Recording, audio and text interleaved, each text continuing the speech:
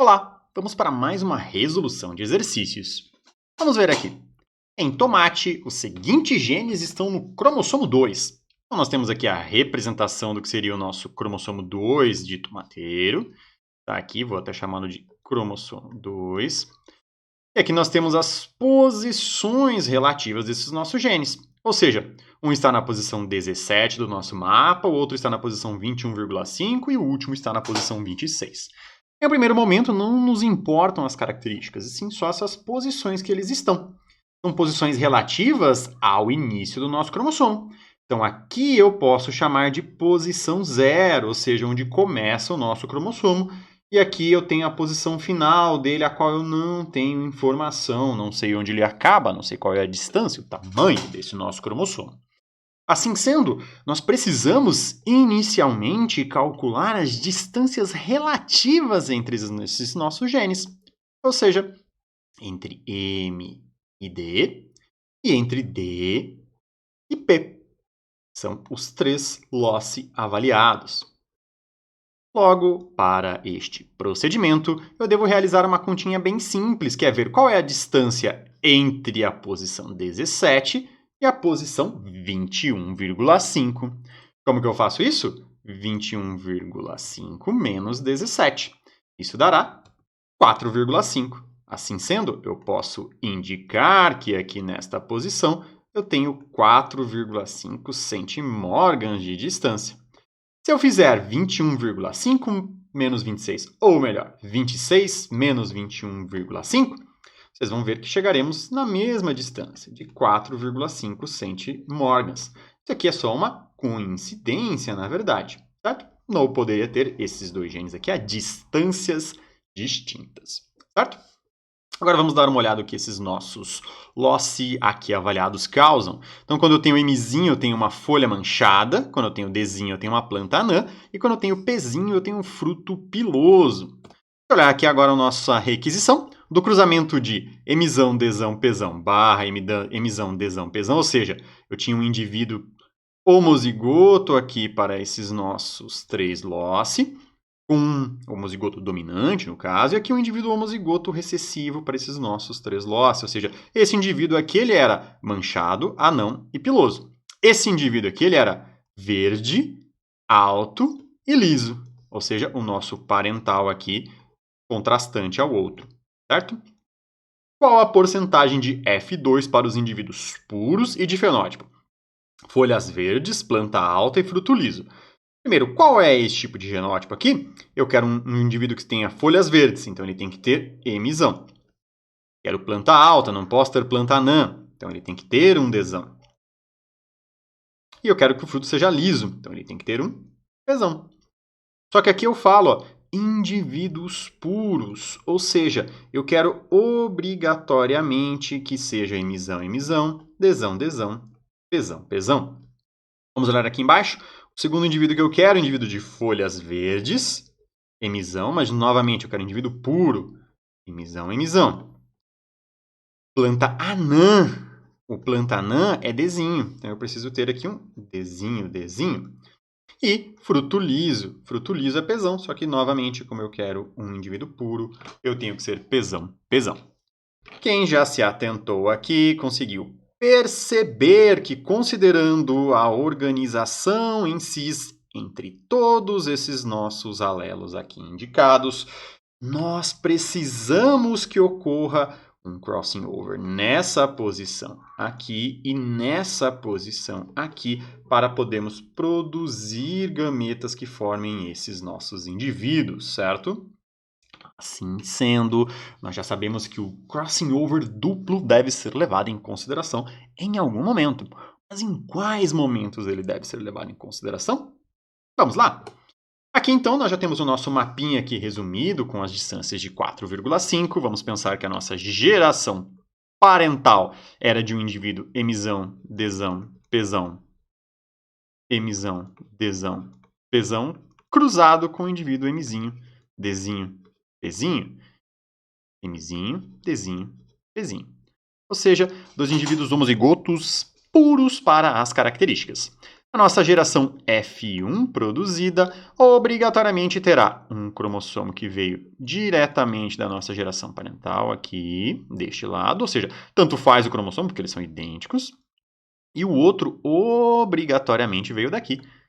Logo, nós temos o Mzinho, Dzinho, Pzinho. Certo?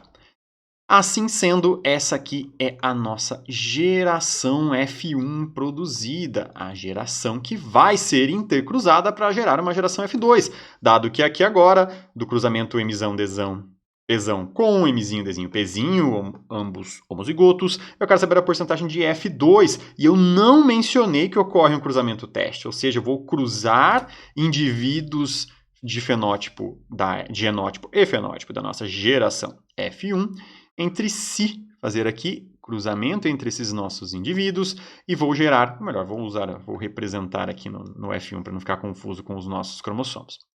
Eu vou ter aqui um cruzamento entre esses nossos indivíduos. A primeira necessidade é calcular a frequência dos gametas. E aí que nós temos uma pequena complicação. Vamos pensar. Nós temos que ter gametas parentais. Então, nós teremos dois tipos de gameta aqui iniciais, MD e P maiúsculos, e o Mzinho, Dzinho, Pzinho, certo?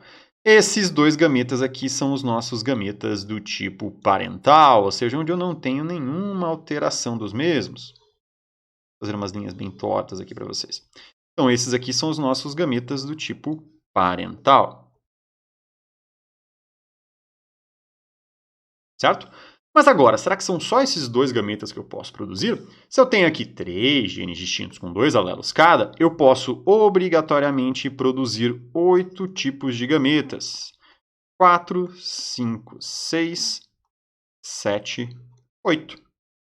Qual é a maneira mais fácil de nós pensarmos? Nós temos que ter todas as combinações possíveis entre esses alelos, porque eu posso apresentar uma recombinação aqui, eu posso ter uma outra recombinação aqui, eu posso ter uma dupla recombinação que pegue aqui e aqui, por exemplo.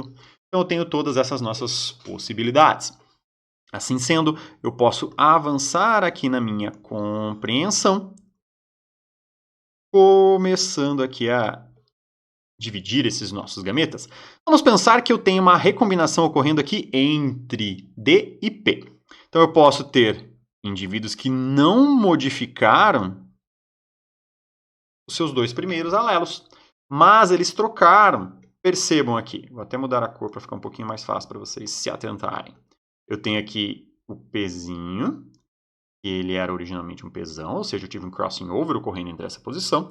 E neste outro aqui eu vou ter um Pzão, porque eu troquei esse Pzinho que era de baixo com o Pzão que era lá de cima. Assim sendo, eu produzi um gameta aqui recombinante. Nós temos outra possibilidade, essa outra nossa possibilidade é que eu troque, por exemplo, aqui nessa outra ponta, vamos dizer, eu posso ter uma situação em que eu mantenho D e P. Percebam aqui, mantive D e mantive P. Logo, o meu M que vai ser substituído seria o Mzinho. Opa, deixa eu trocar aqui, porque aqui eu não mantive o meu P.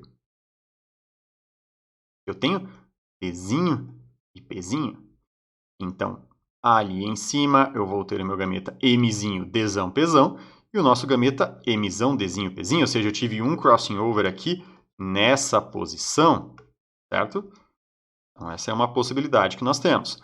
Por fim, eu tenho uma possibilidade de apresentar um duplo crossing over, ou seja, eu vou trocar o D aqui no meio. Qual vai ser essa situação? Em que tipo de cenário nós teremos? Nós teremos Mzão aqui e Pzão aqui, Mzinho aqui e Pzinho aqui. Entretanto, nós estaremos trocando o miolinho ali, o nosso gene intermediário. Aqui eu venho um Dzinho e aqui eu coloco um Dzão para recombinar em relação aos nossos gametas originais, certo? Agora nós podemos começar a pensar nos gametas que são recombinantes entre posições específicas. Vamos começar aqui pensando inicialmente, apagar essas alterações que nós fizemos aqui em cima do nosso mapinha muito bonito. Então vamos pensar primeiro nos gametas que recombinam entre D e P. Ou seja, gametas que estão recombinando nessa posição aqui. Vamos indicar eles no mapa primeiro. Então, esse aqui está recombinando entre D e P, concordam comigo? Sim, ok, ele está recombinando entre D e P, então eu tenho aqui um gameta recombinante para D e P. Esse aqui recombinou entre D e P? Recombinou entre D e P também, mais um gameta recombinante. Esse aqui recombinou entre D e P, veja, D e P, eu tinha Dzinho, Pzinho, agora eu tenho Dzinho, Pzão, então eu tenho mais um gameta recombinante. E agora eu tenho um Dzão, Pzinho, eu tenho mais um gameta recombinante. Vocês vão gritar comigo, mas ele recombinou aqui também. Calma, nós vamos já chegar lá. Eu só quero observar quem recombinou entre D e P. Agora, eu preciso também avaliar quem aqui recombinou entre M e D. Quem recombinou entre M e D? Eu tenho esse indivíduo aqui recombinando entre M e D, ou seja, Mzinho e Dzão, então ele é um indivíduo recombinante. Mzão e Dzinho, ele é um indivíduo recombinante. E aqui embaixo, ó, Mzão e Dzinho, Dzão, temos mais dois indivíduos recombinantes. Percebam aqui que este indivíduo aqui em cima, ou seja, aqui eu não tive recombinação porque ó, Mzinho, Dzinho, Mzão, Dzão, ele continua ali íntegro. E a mesma justificativa aqui ao nosso lado, nós observarmos esse indivíduo também, ó, ele não é recombinante para D e P, porque ó, a distância aqui entre D e P, ó, Dzão, Pzão, Dzinho, Pzinho, não tive recombinação ali acontecendo, certo?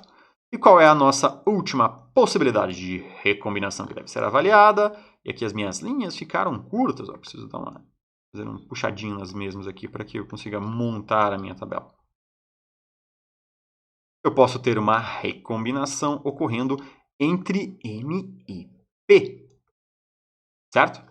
Então, essa recombinação entre M e P vai pegar os indivíduos que não sejam Mzão e Pzão ou Mzinho e Pzinho. Então, aqui, ó, Mzão, Pzinho, Mzinho, Pzão. Esse gameta aqui ele é recombinante. Esse gameta aqui também é recombinante. Vejam esse aqui, ó, Mzinho, Pzão, Mzão, Pzinho. Ele também está recombinando. E aqui também, por sua vez, recombinando. Certo? Então, agora que nós identificamos essa nossa situação, nós podemos, inclusive, observar agora esses nossos gametas aqui de baixo. Vejam aqui, para eles ocorrerem, eu preciso de uma dupla recombinação. Eu preciso que recombine aqui e aqui. E aí vocês poderiam me falar que esses gametas aqui também teriam que ser recombinantes, mas eles são um caso especial, um caso de dupla recombinação. E é justamente isso que nós devemos nos atentar. Vamos prestar atenção.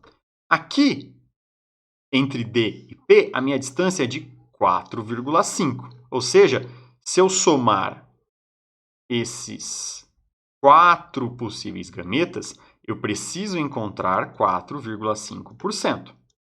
Certo? A distância entre D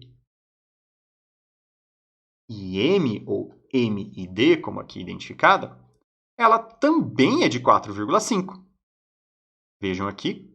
Opa, fiquei errado antes, né? Então, as duas distâncias são de 4,5, tanto a de D e P quanto a de M e D. Logo, esses gametas aqui somados também são de 4,5%.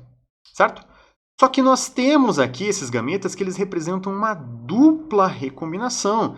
E o que a dupla recombinação é? Eu preciso que ocorra uma recombinação simultaneamente nessa e nessa posição. Como eu quero que ocorra uma recombinação entre M e D e uma recombinação entre D e P, eu vou multiplicar o valor de frequência deles. Então, eu vou ter 0,045, que seria o nosso 4,5%, vezes 0,045, o nosso outro 4,5%. Multiplicando esses dois aqui, nós podemos pegar a nossa calculadora para facilitar o trabalho, 0,045 vezes 0,045. Isso nos dará 0,002025, ou arredondando, 0,002. Nosso resultado aqui igual 0,002 ou 0,2%. Agora fica mais fácil para podermos separar essas nossas probabilidades aqui. Percebam, isso aqui em conjunto deve representar 0,2%. Isso aqui em conjunto, logo, é 0,2% também. Logo, aqui em cima, se eu quero saber somente desses dois gametas, eu tenho 4,3%. E aqui, idem, eu vou ter 4,3%. Ou seja, essa aqui é a nossa frequência esperada de duplos recombinantes. E que vai preencher essa nossa probabilidade. Assim sendo, agora fica um pouco mais fácil para eu poder calcular as minhas frequências desses dois gametas aqui em cima. Ou seja, eu preciso entender que essa nossa frequência vai ser 100% menos 4,3 que está aqui nessa nossa posição, menos 4,3 que está aqui,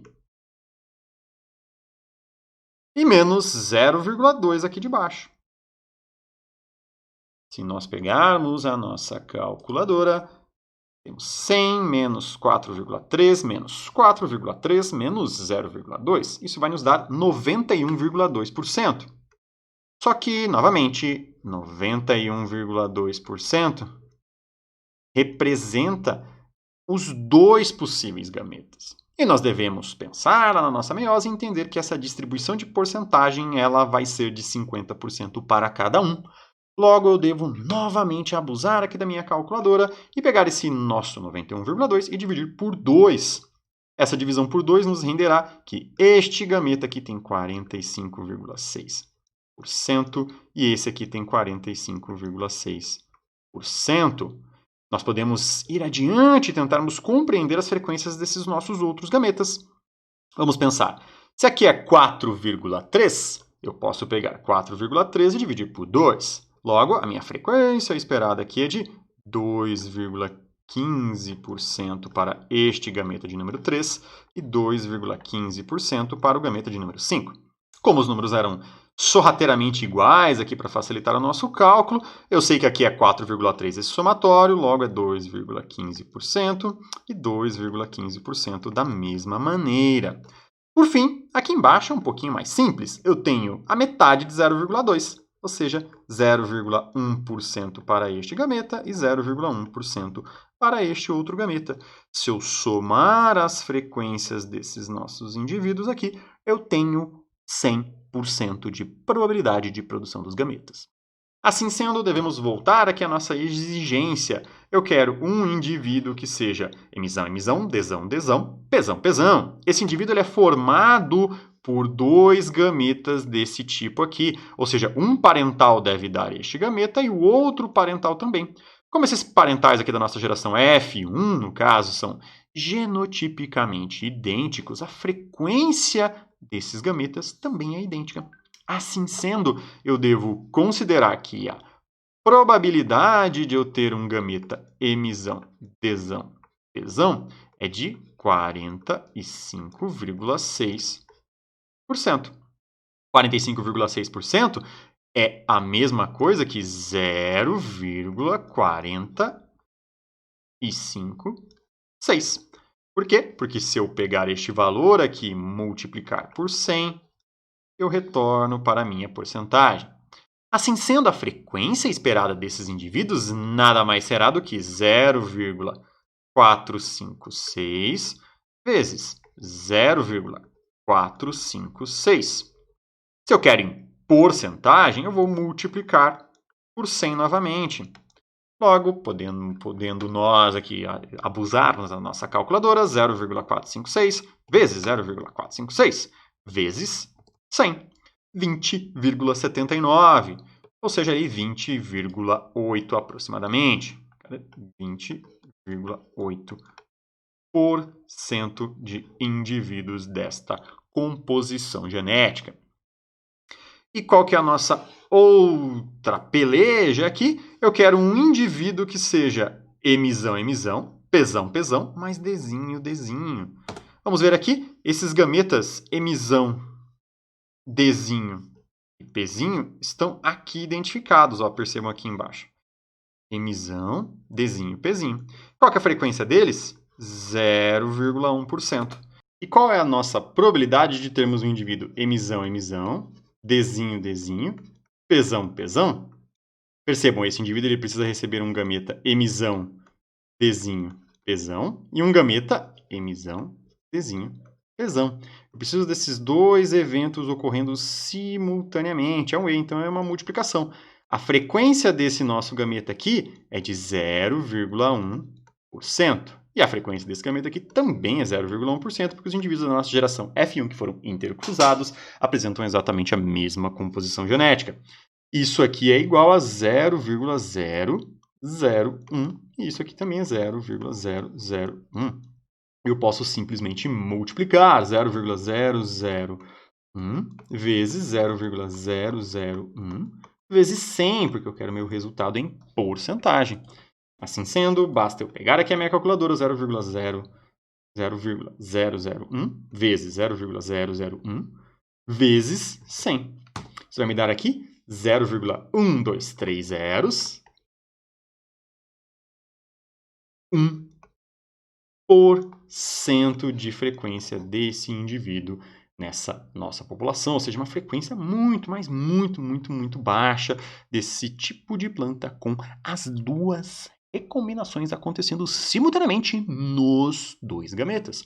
Por isso que genes ligados, eles alteram bruscamente as proporções na nossa geração F2, porque você precisa que ocorram esses raros eventos de crossing over.